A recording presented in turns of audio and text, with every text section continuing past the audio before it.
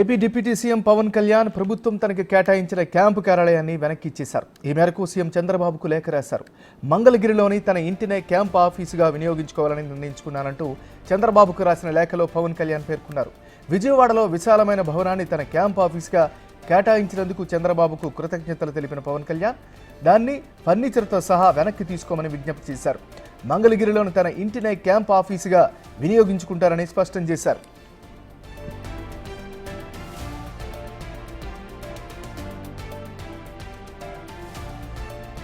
విజయవాడలో పవన్ కళ్యాణ్ క్యాంప్ ఆఫీసులో పారిశుద్ధ్య, సెక్యూరిటీ కార్యక్రమాల నిర్వహణ కోసం ఏపీ ప్రభుత్వం ఇటీవల 82 లక్షల రూపాయలు మంజూరు చేయడంపై వైసీపీ విమర్శలు చేసింది.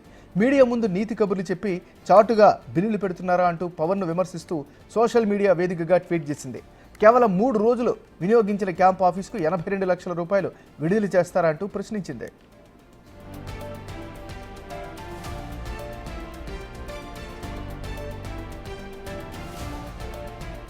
నిజానికి ఈ ఏడాది జూన్ 12న పవన్ కళ్యాణ్ ఉప ముఖ్యమంత్రిగా ప్రమాణ స్వీకారం చేశాక రాష్ట్ర సచివాలయంలో ఆయనకు కేటాయించిన ప్రత్యేక ఛాంబర్ పనులు కాస్త ఆలస్యంగా పూర్తయ్యాయి.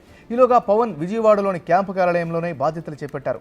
బాధ్యతలు చేపట్టిన రోజు నుంచి వరుసగా 3 రోజుల పాటు క్యాంపు కార్యాలయంలో అధికారిక విధుల్లో ఆయన పాల్గొన్నారు. ఆ తర్వాత ఎక్కువగా మంగళగిరిలోని జనసేన పార్టీ ప్రధాన కార్యాలయంలోనే సమీక్షలు చేశారు.